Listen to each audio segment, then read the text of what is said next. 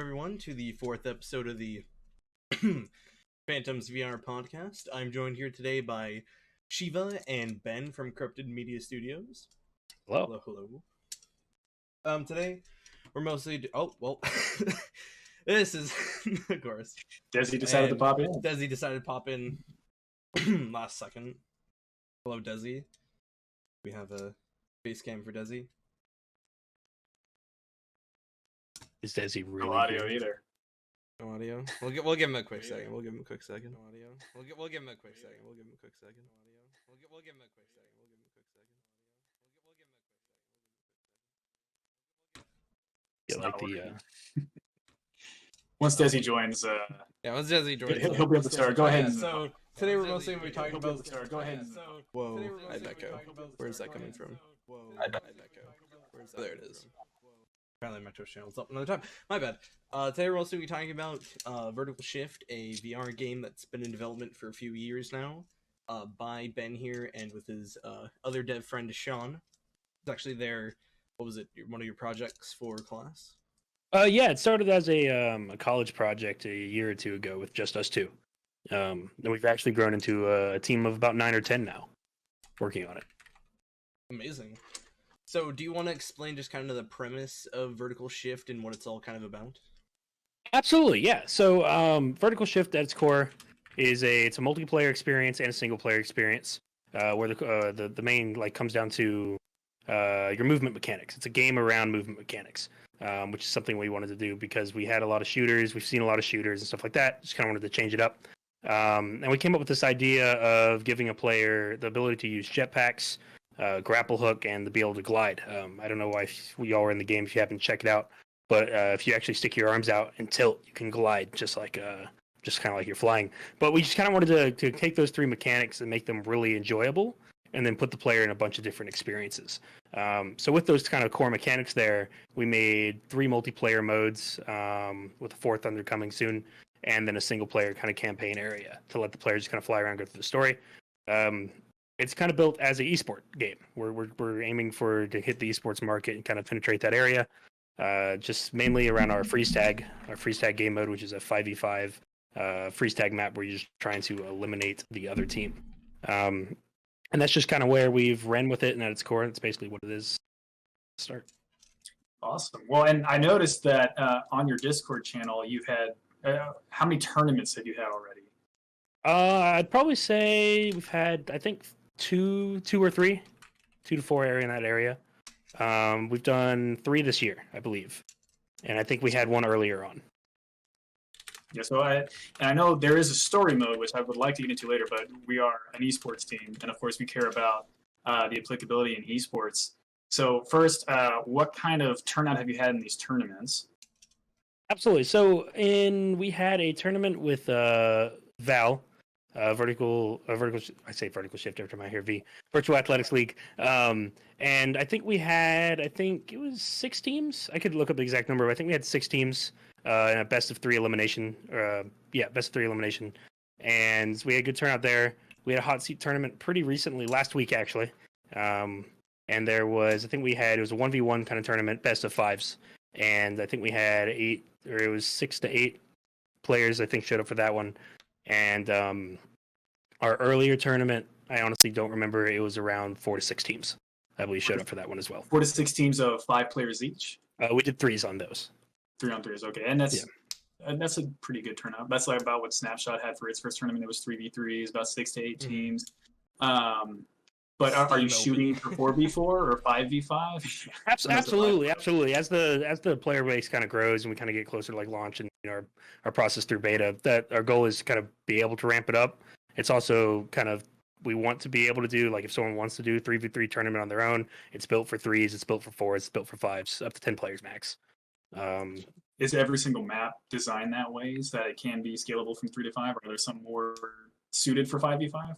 So currently we only have 1 map per game mode, and that's just so we can kind of find out what is fun and what is good for esports.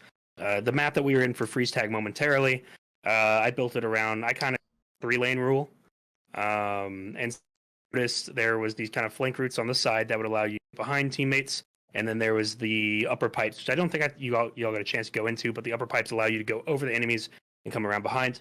And so I kind of built, like, at its core, a very simple structure that you can see in a lot of these maps.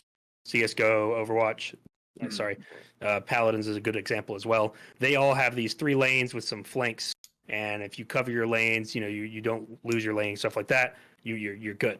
But the difference here is, especially in the freeze tag map, you can see through the walls, at least on your flank sides. So you're able to call it out there, but like if you get in the tunnels, if you get behind them, it could be devastating for the other team. But if you get caught in the tunnels, it could be devastating for your team. So there's a lot of balance of risk and reward when it comes to kind of design, at least this map as well. We do have few that are in like the drawing phase now that we're trying to come from learning from these kind of what we've seen in these past tournaments, what people like to use, what people kind of see if they see if anything's unbalanced. Of course, it's not asymmetrical. They're symmetrical. The maps mirror each other, so that way there's no map infringement, I'd say, for one team or the other. And so we're just kind of making sure we get those right, so we don't have to do a lot of basically going back to the drawing board later on. Mm-hmm. Well, and will the game mode specifically be focused around tagging, like with this 10-foot EMP blast that we currently have, or are there plans to introduce more longer range weapons? So at the moment, the goal is to keep it with the EMP blaster. We've talked about and we've heard suggestions about, what if we had smaller, like the blaster is, it's 10 feet range. It's like a shotgun blast, right? So think about it's a little cone, gets a little bigger as it goes out. We've thought about and we've been told, what if you had a really small range, 40 feet, right? And the thing that kind of goes into that is our main goal at the end of the day is to make it a movement-based game, where the skill comes around with being able to use jetpacks, grapple hooks, and their gliding. And getting into that a little bit more, they each have their benefits and things that come against them.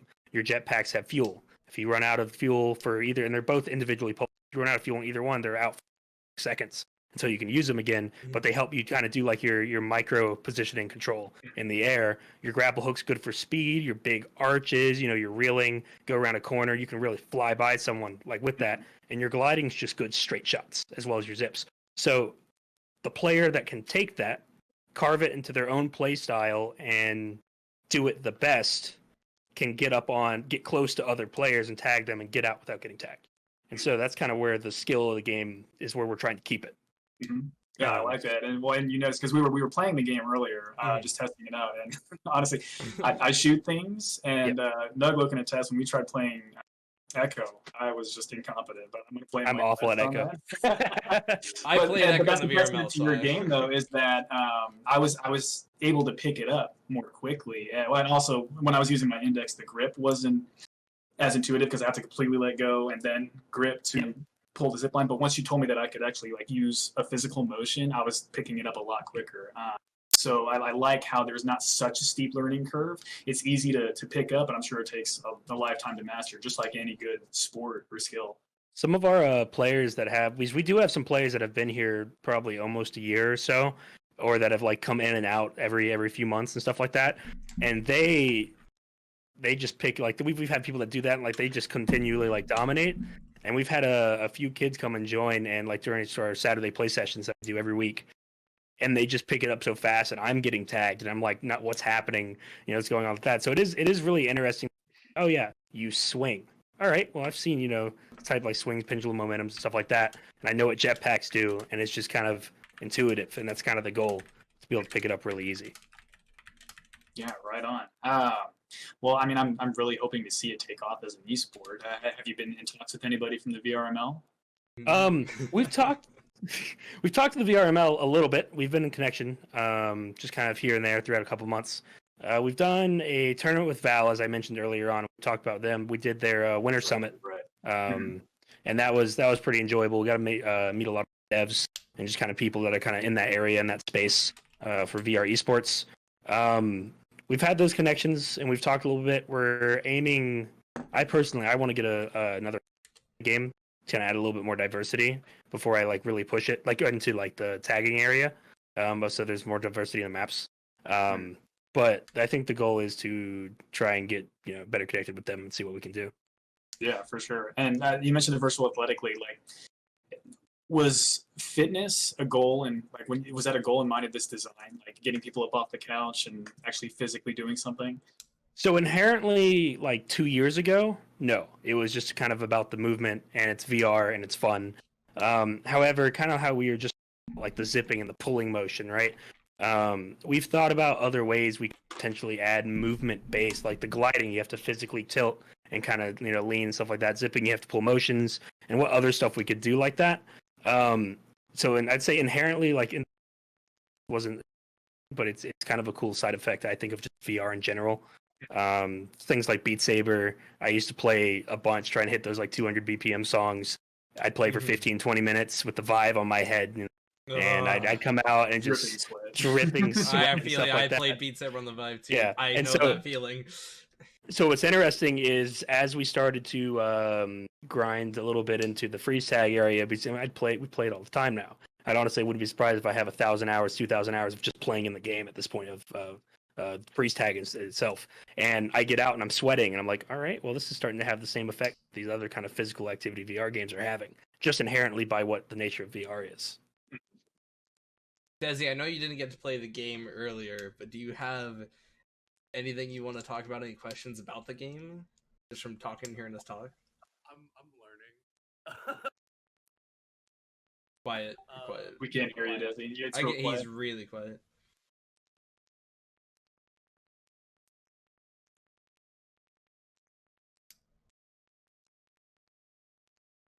What about now? Sounds good. Awesome.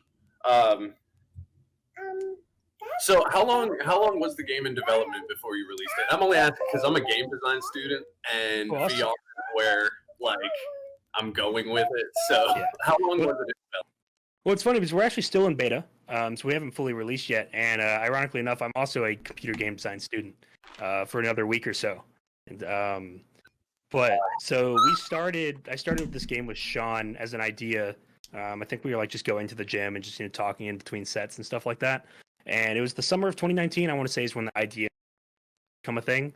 And then we started like actually hitting in the editor. I got a Snapchat from Sean, just like the phone like at his screen. It's like, look what I did. And the ball swinging off of a cube in Unity. And we just kind of started taking that. And we thought it was like, oh, we use this in RC. And he built this first person prototype, and then I converted to VR. But it's been about October 2019 is kind of when like the first Unity project was made and sent to Git. Awesome. That's not too bad of a turnaround either. It's been really fun. Yeah, this is my personal first experience on a project, kind of doing something this big. But it's been fun. It's really enjoyable. Now, has there been any development that you can talk about with this story mode? I'm not sure if I'm able to even. Yeah, so there's the story mode is out at the moment. There is around 6 quests. I could try and name some of them. They always slip my head. But we basically, I'll talk about the design. Do you want like more story element or more like what's there to do in the city? I can hit on both. Yeah, well, like, was there any kind of story in mind? Did it evolve naturally from that first, mechanics test in Unity? Gotcha. Okay, yeah. So the story, we actually brought on, I think, a story writer to kind of help us out and kind of come up with this idea. We had like our original idea is the city of Orion is this big city that you were, and basically what it turns down to is it became too toxic to live on Earth or the ground. That's why you see the fog at the bottom, right? And so the idea is if you fall to the bottom of this fog, that's it. It's over. You basically die. So everybody had to build up. Therefore, new ways of movement, new ways of transportation kind of had to start to happen. Introducing the Zenith suit. The Zenith suit is the suit that you wear that gives you all these abilities of jetpack, grapple hook, glide, and then everything that you became familiar with today. Now, in detail into the city, it is run by an entity called the CLG, which is basically the government of the city. And so the government's actually built up of these corporations, these mega corporations that specialize in something that is necessary for basically the new way of life. So I'll name them off real quick and I can go into them and kind of how it ties together. So we have the Blue Skies Telecom, Reaper's Provisions, Empire Logistics, Schema Property Management, Euphoria Entertainment Group, and Incura Healthcare. And these are the corporations that basically there's the city of Orion's divided into districts, and each one of these kind of corporations own a district, and together they all run the CLG government. So it's kind of the whole big corporation just kind of running everything in this world. And so like Blue Skies runs all the news and propaganda throughout the city. Reaper for Visions is like they are the food. They make food. That's it. And they provide all the food for the city. Empire Logistics, they run drones. So if you've, I'll get to the drones in a second, but they run drones and the transportation. So if you don't have a Zenith suit, which is not a consumable thing, the Zenith suits are only allowed under Euphoria Entertainment, which is actually what runs Vertical Shift. Because Vertical Shift is a game inside of the city, created for entertainment purposes. So yeah, Euphoria Entertainment, they sports leagues, they own that we almost got to visit. And then Ikura Healthcare is healthcare. And I think I got Schema Property, they own all the buildings. So it's kind of this idea where this new city's been made, and big corporations and the government running everything, and the Zenith suits are a property of Euphoria Entertainment. Are they just making the citizens fight each other with these Zenith suits, or is there like a league they've got going on? So the Zenith suits, they were made for Vertical Shift. That's the freeze tag game mode that you see inside of the game as entertainment purposes. That's kind of what they're used for. That's kind of supposed to be the only thing that they're used for. However, there's this small group called the Resistance, which slowly builds up in the city, which is basically people that have been able to kind of break away. They either stole a Zenith suit or, you join this group, and the idea is to kind of fight back on all of these things going on in the city. So there's a mission in particular where you have to, and all these missions I want to put up are built to help train you get good at a certain mechanic, in a way, in the actual game. So that was some kind of like deeper thought level like design in the missions. Good. So first example I'd say is there's I call it's the drone tag mission. That's what I like to call it. But basically the prompt here is to you have to go destroy all these drones that were coming from Empire Logistics to basically help out part of the resistance. And so what it's do is you're on top of a building, and the next thing you know, there's like 30, 40 drones flying around. And you have to fly around and get these drones to help stop a transport, or kind of stuff like that. And so that kind of helps you. You have to fly around, hit these drones in the air. So that kind of get you practicing how to see something in the air, kind of say, all right, it's moving this fast this way, and get it with the drone tags. And there's just kind of stuff like that. There's 5-6 of those kind of all aimed at help getting you better, but also feeding into the story of building the resistance against the CLG. Okay. Well, and so drones are one enemy. And then I'm assuming, is there some kind of AI person in the Zenith suit that we can also chase down or get chased by? Yeah. So the drones, So the drones definitely one of the AI, the statistics. There's actually audio on your mic. Actually, it's been cutting out. Let's see. Is it still gone, or am I back? You're good. You're good now. Interesting. All right. Sorry about that.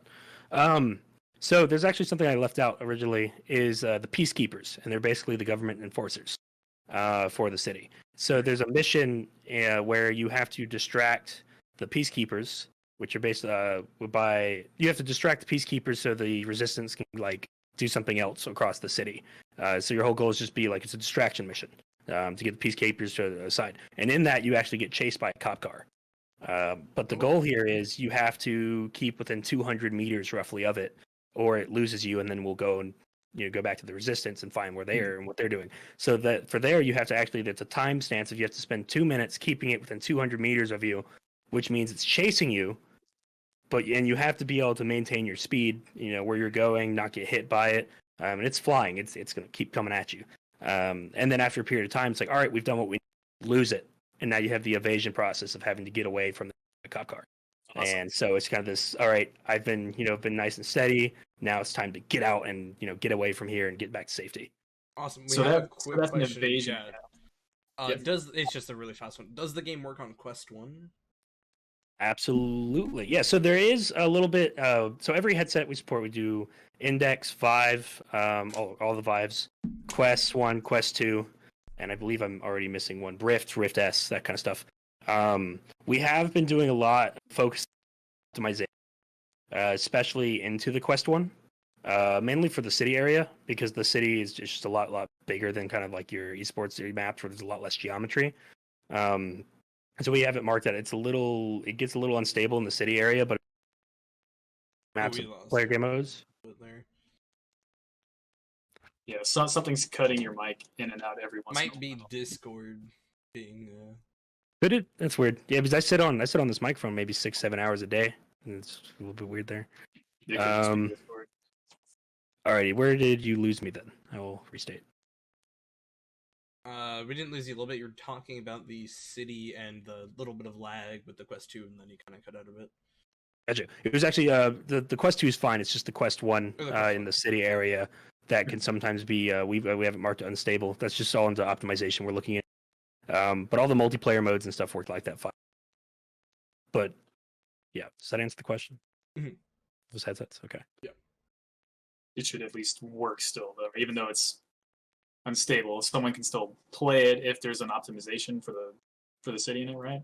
Yeah, like you can get in and you can play in the city at the moment, but we just have it noted for that for the Quest 1. Mm-hmm. That the city Did area you is cool. build the entire game around being able to play like just immediately on like a standalone Quest 2? Because I noticed like the graphics were like not super refined even on PC version. Yeah, so as I was kind of previously mentioned, we've started diving into a lot of optimization before. Before this, we only had the Quest 1. When we started development, we only had the Quest 1 and a Rift. That's what Sean had, and I had the HTC Vive. And so that's kind of where we started. And so as we've moved along, we expanded the scope on our city. We wanted it to get bigger, and so we started to have to make changes of what we can actually process, because the Quest 1 only has around, it's like 1.8 or like 2 gigs of RAM allocated that you're allowed to have on the Quest, and then the Quest 2 you get like 2.4, and then you get more space there. So we had to start making sure that we were building the game in a way where every player can get about the same experience, which kind of focuses back on the esports kind of side, where if one headset gives you advantage over the other, that could cause problems. That's a big problem in Echo Arena, is that inside out tracking has way worse throwing than using base stations. So, but not even though Echo's Arena's been running for a few years, no one's really ever addressed that. I would love to get into that discussion, because I have friends that tell me when I play B Saber, like I said, I own a Quest 2, and an HTC Vive. I had a Quest 1, or I own a Quest 2 and HTC Vive, and I play some games on both of them. And I played like the 200 BPM songs on the Vive, and even in PAP, I put it up to my eye, and like I'll lose tracking on Quest 2. But on the base stations, it's perfectly fine. But it's just the moving fast close to your face, I feel like form, personally. Mm-hmm. Yeah, I'm still going to blame my poor performance in Echo Arena on the Quest 2. So I tried playing the Quest 2 on Echo Arena for the first time last night since my index was down. I was streaming it. Oh boy, is it just it's so hard. Not even just the throwing in general is just so weird. I think I've only played it. Like, I really suck at Echo. We gotta get the friend squad on Echo. We need to do some clips on there. No, we don't. I've only played on the Quest 2, so I actually don't know how big of a difference the experience is on the PC for that. Well, because I played once on my Rift before my Rift cable finally broke, and it was a lot more enjoyable. And then it finally broke. I got my Quest 2, and then we had the game night, and I was like, well, this sucks. I can hardly move. I'm like, I'm losing tracking. I can't throw myself like I want to. Was there an event that caused the breaking of your cable in a game? Just wear and tear. Okay. I already broke. Hold up, my index just from had this thing for maybe 5 months at the most. I already broke this little strap holder right here, a little plastic piece already snapped off. Oh well, that's not bad. I thought you were gonna see your cable. I snapped off the connector for the no. Yeah. I snapped off the connector not too long ago for one of the audio. No. Yeah, because like my cable was already starting to go on my Rift, so like I got a cable management system, and that saved it for a little bit. I was able to compete in Snapshot. Like even even in the Steam Open, my headset was like cutting in and out every once in a while. So like I had to play super stiff. But I'm like, no, I need to replace it. So I got the Quest 2. But like I ordered an Index way before then. And it took like 6 months for me to get it. Oh my god. Jeez. Yeah, it was really bad. But like I need something now to play. So that's why like I always say if you're gonna play in esports, you need a backup headset. Like absolutely. I compare it to playing paintball in real life. Like, I have 3 backup markers, so like if something goes down, okay, give me my So an esports player is gonna have to have that. I would say backup batteries. Do with myself. 4? Yeah, I've got. So my school sent me an HP Reverb, and then I've also got 3 quests. Never mind. Yeah, and then so 5 because I still have my old Rift too. There's a little headset collector over here. Jeez, you're almost beating Nuck with those numbers. I don't have my wall in view, but yeah, I've got my Quest 2, Rift, Index box, and I've got a Pimax also, but I haven't just got the much. HTC Vive Index and then the Quest 2. What was that? Wait, yeah, you cut out when you tried to say. Yeah, something. my computer just decided to freeze and do some random things. I said I've heard of the Pimax. I've looked a little bit into it. It's got great resolution and field of view. I haven't tried playing competitively yet because I got it before I even got my Index, so like I didn't have any controllers to use with it. But I feel like it would help a lot if I was going to play like competitive Onward to like see people across the map and what is the field awareness. But refresh rate on the Pimax? I think I can get it up to 120, but for sure 90. That's pretty good. It's not bad, yeah. But a lot of people have had problems with it. And like, if you're gonna spend the money, you might as well just get an Index because you get the controllers and the base stations for $1,000, whereas the Pimax is $900. Like the one that I have on its own is $900. So like, is it really worth it? Probably not. By someone in chat that apparently one of the top teams in Echo all actually play on a Quest 2. So really, yeah. So. I guess you can be amazing on a Quest 2. It just probably takes a lot of time and practice to learn that. Yeah, you have to adapt your throwing style, I guess. Like if you're gonna have a game like Echo or like Vertical Shift, like your movement style is gonna be dependent on you, and like if you don't have equipment that helps you, then you're gonna be shit out of luck, or you have to adapt. Apparently they've gone 25-0 this season so far. That's insane. Holy crap. If you give me 25 free shots, I wouldn't make it. No. Well, I mean, they're training. I'm sure they put a lot of hours into it. And it's actually Joker, which I have a funny story. Back with Phantoms, one of our first ever matches was supposed to be against a team named Joker, which we thought was Joker from Echo, but was someone just stealing their name. So that was really funny. Yeah, that had caused a lot of drama actually, because the team Joker ended up hitting me up on Twitter and everything, and like I had to bring it to the league's attention, and then they forced, because that was Eclipso's team, and then they forced Eclipse and everything. Yeah, that was a whole thing, man. Of course. Oh jeez, that was quite funny though. That right there brought up an entire league rule change across the entire league, like. The debate we had in Snapshot over that in the league mod channel, like now nobody's allowed to like copy names or anything like that, and if it's an organization like Phantoms is or Joker, then they have to get permission to use the name, and yeah, it's a whole thing now. Yeah, you gotta have kids break change. That's why with Dezzy the Dezzy whatever team it is that they named after me. Those guys, if I wanted to make a big stink out of it, I could force them to change it. Yeah. We are pretty much at the 30-minute mark, so I will open up the chat to any and all questions. If anyone has anything they would like to ask the four of us here, anything about Vertical Shift or VRML in general, or just VR questions. If there isn't one lineup, I did want to ask Ben one thing before you brought the chat in, because I noticed... with these training missions or these missions that you have, you said that they're to train you to get better at the game. So I'm assuming that you've quantified like actual skills that are necessary to be good at the game. So like, what would you say those core mechanics are that you should be training for? Yeah, so the biggest one I'd probably say is resource management. I feel like that goes a lot into really any game that you have abilities or kind of stuff like that. Another one is positioning, learning how to position yourself with the abilities you have.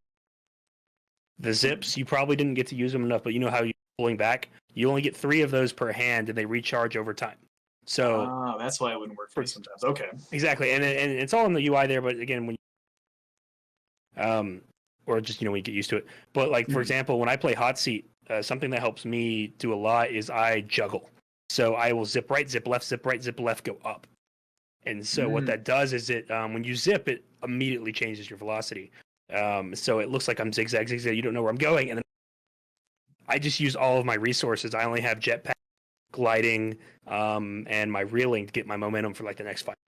Right. So these missions kind of help you. The drone tag's a really good example, I think, because you have these points in space and they're moving, and you have to be. I need to be able to get to this one, this one, this one, and this one. I have this much time on the board, and here's my resource. And it just kind of trains you to do them in the right order.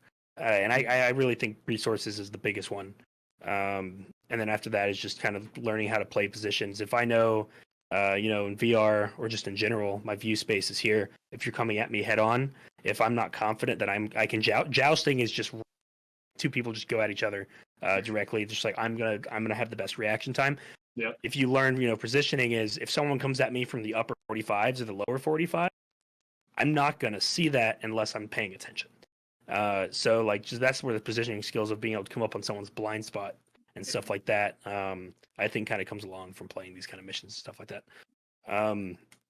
If we have the time to get into it, we actually are releasing something tomorrow that is kind of also aimed teaching these core mechanics. It's our update 2.3, which in part of it's coming with a new revamped tutorial.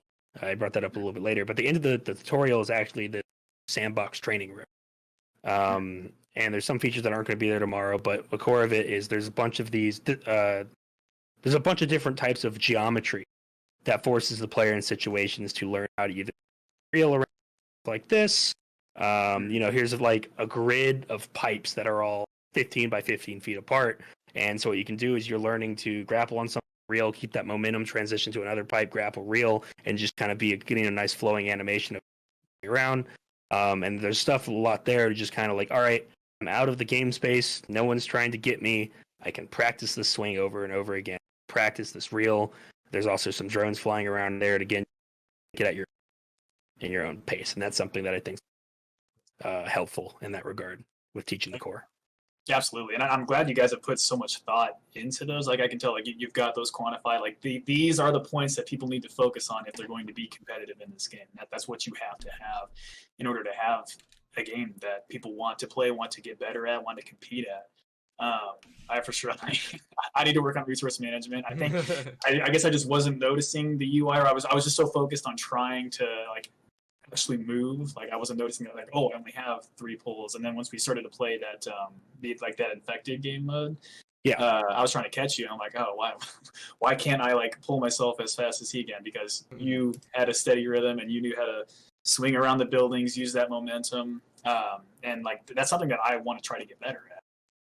Definitely. It just kind of comes with time and practicing with it. Oh yeah. But, like, I don't want to see the same Friday night vertical shift. Some Phantoms Friday night vertical shift, huh? Yeah, I'd be down. In chat, I see the chat down there. That's definitely that he's in the city on the Quest one. I can guarantee it, right? So if he goes to any other map, this should try maps above you, see what happens there.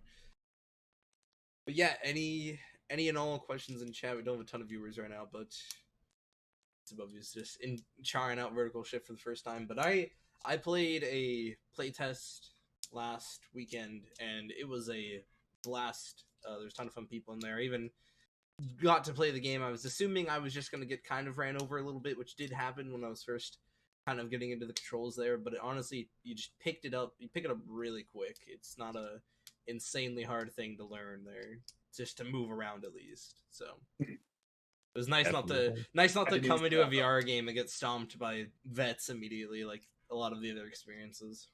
Yeah, that's always an interesting curve of having your entry floor and skill ceiling. is being able to get the players into enough to, all right, I can hold myself up in this game, but there's still plenty to work towards. And so that's kind of always an interesting kind of thought when you're kind of making these mechanics, and at least for balancing mainly.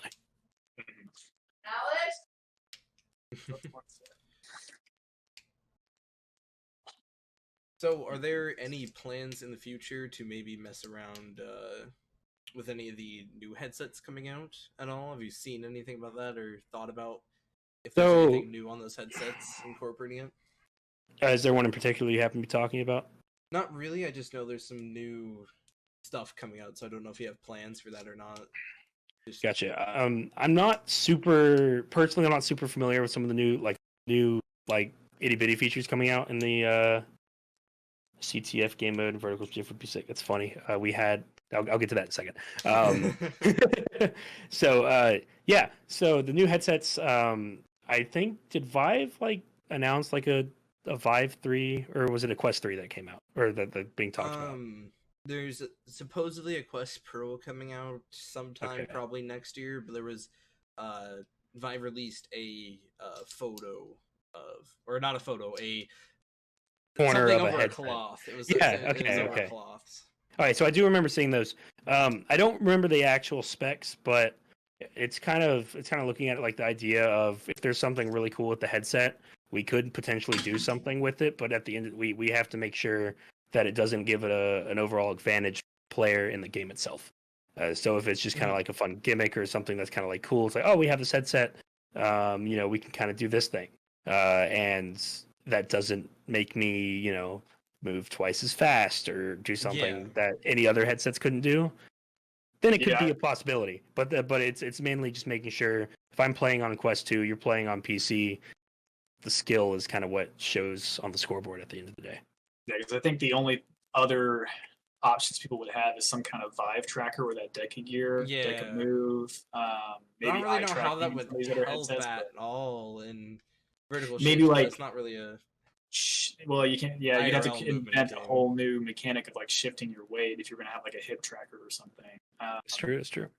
But hey, that's maybe something you could start looking into. But most people aren't going to have that, so you probably wouldn't want that in a competitive mode quite yet. That's true. That's true. That's true. So, can I talk about that CTF game mode? I was going to hear about that. So early on, we had this our two game. We had freeze tag and something we called extraction. You could basically think of it as CTF in a way. What was different about it? It was not symmetric. And so you had a team trying to get in and get basically a flag. It was a ball. It was just your object that you're trying to get out. And you had a defending side, and so those would swap as well. So it was kind of like it was like a small sliver set of CTF. But we ended up cutting it for a bit out of the complications just kind of how easy it was to get into and learn about it. Not saying it's gone. I'm not saying it's gone. I'm just saying that that was kind of with early experimentation. Freeze tag was a lot easier to pick up, and so was hot seat. But now that you've got more of a player base, I would love to see a CTF. I would love to see a CTF tournament. I feel like that would be definitely noted. If you need any casters, just get Shiva here. Yeah, no, definitely noted. Yeah, you'll have to check out some of the other casts. Because I'm sure you've been keeping up with either Onward, Pavlov, any of the other VRML esports. Trying to model anything off of those. We did a lot of watching of Echo and Pavlov. I'd say we kept up with. For me, I've been getting into the finals and finishing up college. So I've dropped off. I've been and kind of had folk on finals for a few weeks, but besides that, it's prior to that, me and our community manager would watch a bunch of those. Yeah, at least someone's got to. Got to keep up with the community. Oh, absolutely, absolutely. I mean, it's only been a few weeks off. Yeah. Well, so this is your final semester of game design, right? Yes. I know. We already got something lined up. Perfect. Yeah. We have one more little question in the chat. Will you guys be adding dead zones? Because I keep strafing to the left, is what supposedly says. There are dead zones. already built in. I'm assuming he's talking about the joysticks movements. They're not like dynamic. You can't dynamically control them in the game.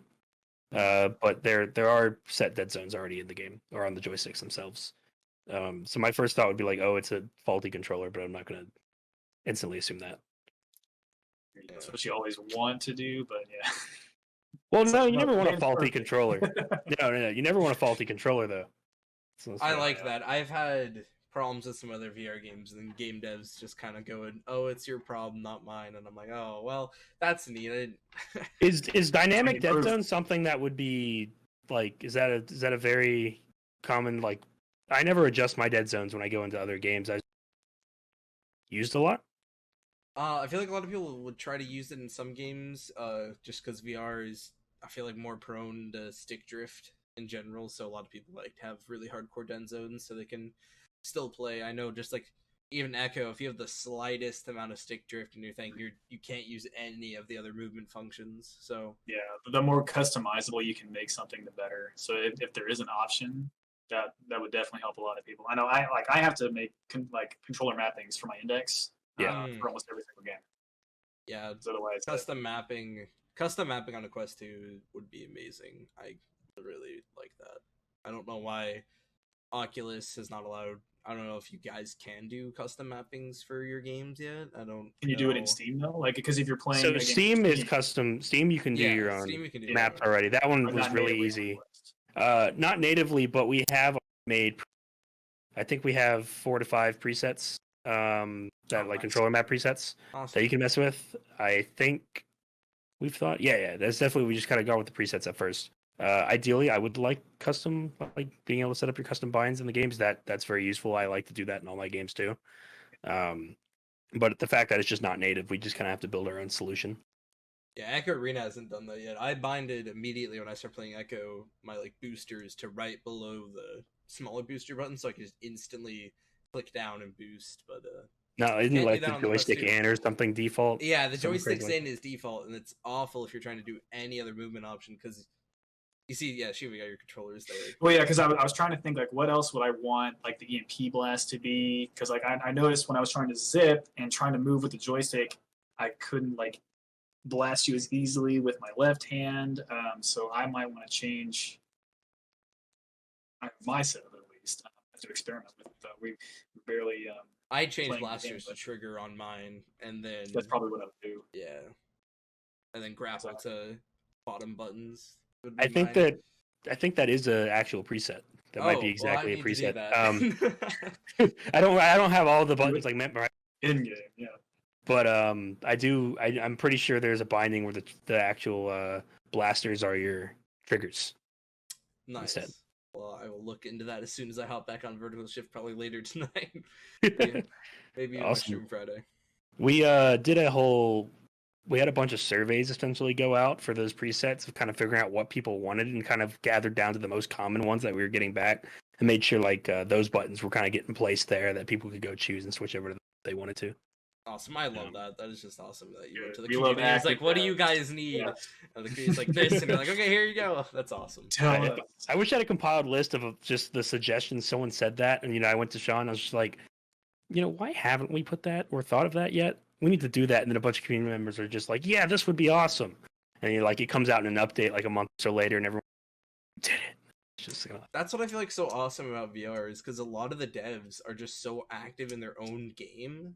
Unlike regular devs in their games where they get so big so quick, VR is still small enough where the game devs can really just be in the community, hang out, take suggestions, and I just love that so much. It's really fun, and also being able to play. I mean, just being able to sit back and all the hours myself and the team puts into the game, being able to just hop in and play with people. Sometimes you forget. It's like, oh yeah, I made all this over 2 years, and you're just kind of like in the moment. And it's a really cool experience. Yeah, you forget, and then you run into the people that get better at you than your own game. We have something we do called the Top Shifter Challenge. We've run it twice, and basically either do a wipe or a check on the total tags stat tracker.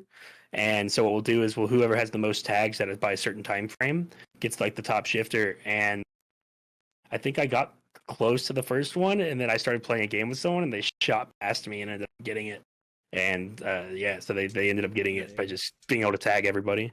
But that's like a bittersweet moment because you realize, oh yes, someone cares about my game, my creation enough to be better than me.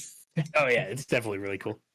Yeah, because like if you're the best person at your own game, then something's probably not right. Just kind of thinking about Jesse and Tanner playing Snapshot. There's a yeah. Well, hey, Jesse's team, like they did really well against Ember. Oh wait, they beat Ember? You didn't want. You need to watch that. I didn't watch that game right now. Or like the second you get a chance, you have to watch it because their match on the third map they played Snake Maze. Oh my god! It was amazing. Oh my god! And it wasn't even Jesse's team's pick; it was Ember's pick. For explanation, real quick, because I can see Ben's a little bit confused here. In the VRML for Snapshot this season, we went for a vote map pick and ban system. Okay. So, and one of the maps I got put in by one of the devs was Snake Maze, which is not a formal paintball map at all. It is basically just a ton of bunkers just all over the field, and it's an official VRML map. It's very funny. Two of the top teams played it recently, and it was great to watch. But they were playing it, apparently, according to you here. Yes. Well, like, so Ember picked it, and Team Shreeb, which is Jesse, he's the developer of Snapshot. It's just him and some of his work buddies. They slaughtered Ember on it. That is awesome. It was 5-0. That is. It was so, and they got 2 buzzer wins. They got 2 buzzer wins. Oh, 2 buzzer wins on Snake Maze. So yeah, if you're not familiar with it, so in paintball you eliminate everybody. Yep. And then you have to go hit a buzzer. At least in traditional paintball. So in this version, you can either kill everybody and it ends the round, or you can sneak around everybody and go hit their buzzer, and that ends the round. Yeah. And they got 2 buzzer wins. It was so insane. Those normally never happen, and especially VRML. They just know the I've snagged a couple of them though. Getting buzzard in VRML is very embarrassing. It's very like, oh, I should not have let that happen. It's like I lost track of him for that long. God. That's when you got some work to do on your Speculation I can put to that is like any comp game where someone has some type of crazy ult and they're just behind you, or like you hear the audible cue and you run back and start flanking, and then you can't throw any off. Yeah. We're hoping to see some kind of great moments like that in Vertical Shift. Yeah, I am hyped to see what comes out of whether you guys come into the VRML or not. I would love to watch some of that. I need to watch more. Do you have any more of those YouTube videos of the matches? Yeah, so I mean every match that has happened should actually be on YouTube. Let's see if I pull them up right now, or I can at least link you so you can see them all. I could actually pop a little clip up on the stream if you wanted, just to. Yeah, sure. Curious what the game looks like a little bit. I forgot to do that. Normally we do a clip of the week. We didn't do it this time because we were down. I was gonna send you. That's my fault. I was gonna send you like the link to that YouTube video because I found one and I was like, oh, they've got competitive games already. And because I was like on lunch, but then I had too much crap to do. So there's the winter games, and then there's the sky's the limit, and I think there's a total of 8 videos of matches. We got a quick. I can see what I got to work on. Support question in the chat from Zoya. He said, "How do I start quests?" Lol. I'm clicking on them on the right side, or I keep trying to talk, and my stick drift keeps pulling me away. Lol. Yeah, rip the stick drift. I actually used to have that on. That would always cause me problems with that. So the way to start a quest, I'll try and do it verbally for you. Is you walk up to Sasha's the first NPC that you get in the main city. Again, just remember the things said about the main city. We walk up to Sasha, and she gives you a UI prompt. And you go through her prompt session. Then there should be a confirmation start that you just click, like point at it, like a laser comes up, like any kind of that most time you'll find in and you just kind of click start, and it should just start for you. But if you don't go through her dialogue, then it won't come up. Live tech support from a dev. That's the best you'll ever get, Sabovia. But he's in it. You got that clip for me real quick? Be able to throw it up I on think the one I was watching Not it was some cat team. ATM by far stomps every game they play. So if you want to see something, I think ATM was one of them. ATM does some crazy stuff. I know them. They just play a bunch of competitive games together in all types of jobs. So they just got that communication down, and it really brings up advantage when it comes to tagging this and stuff like that. Yeah, that is for communication. It's teamwork that makes the dream work. So if you've got teams that will actually get together and practice and talk to each other, that is who's going to stand out. Absolutely. Yep. I think I found it. Did he get it to you? Is there a particular clip you're looking for from me, or is someone else need to? No, just anything to show off the game, really. Gotcha. All right, then I'll send you, if we have time. I have the beta trailers on the best thing to show, so I'll pull that up. I'll pop it in general. I got the competitive game too. Oh yeah, there. Shiva got me here. There we go. We'll show him some fun competitive gameplay real quick. Yeah, but that's probably going to be the more things that are interesting. In the game, 1, 2, 3, 4. You know, I love how you're switching between first-person views. There's so many. This is chaotic. Yeah. This is one of the older videos, I believe, but fundamentally it's the same. Yeah, see, it's a bit darker. Yeah, I was going for more one of those. I was testing with some the laser tag rooms that are like all dark and the glows, but we had to bring it to a point where it wasn't that dark. My first bug of the night is to delete the wind sound. Yeah, here I found an 18. Dang, whoever said that's getting a star by their name. But yeah, it's like when you get tagged, you just get frozen right there. This is what? I wonder how long ago that video actually was. Probably back in just August 2020.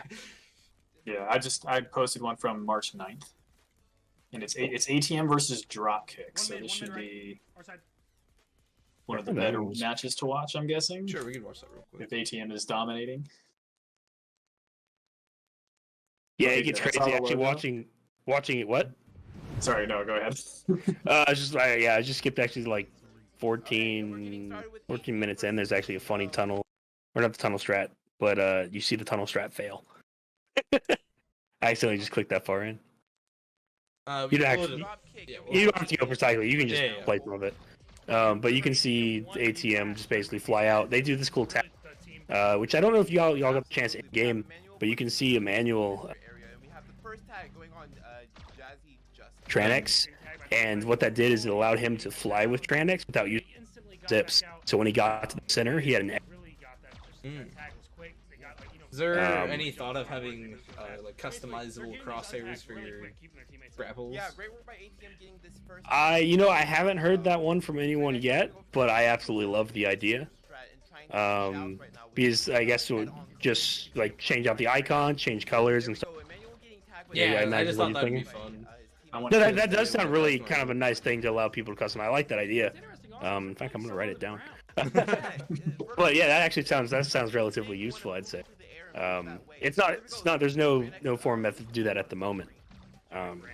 But that sounds something that's pretty feasible. Yeah, because a different color probably would have helped me. I feel like I was losing here sometimes. Contrasting like blue crosshair in the blue area or something like that. Yeah.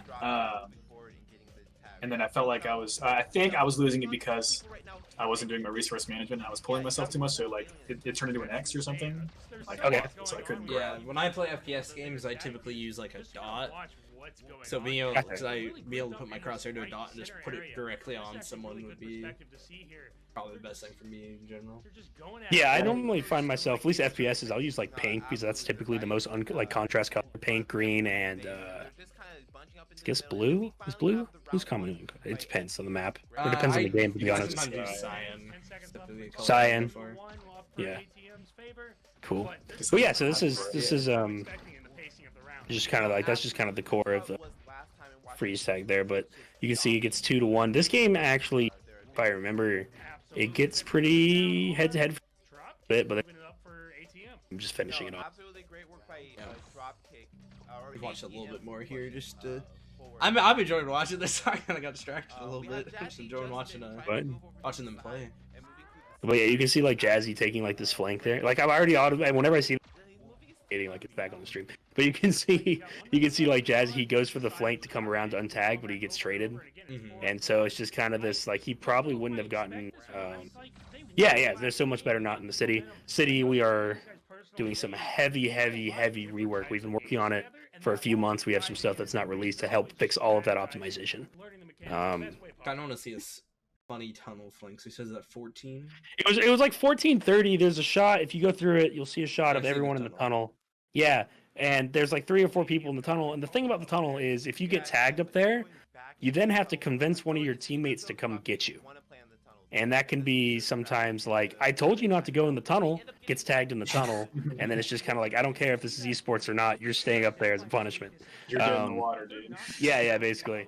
And you can just kind of see, I don't remember if Tran actually gets untagged here. Oh, here comes his teammate.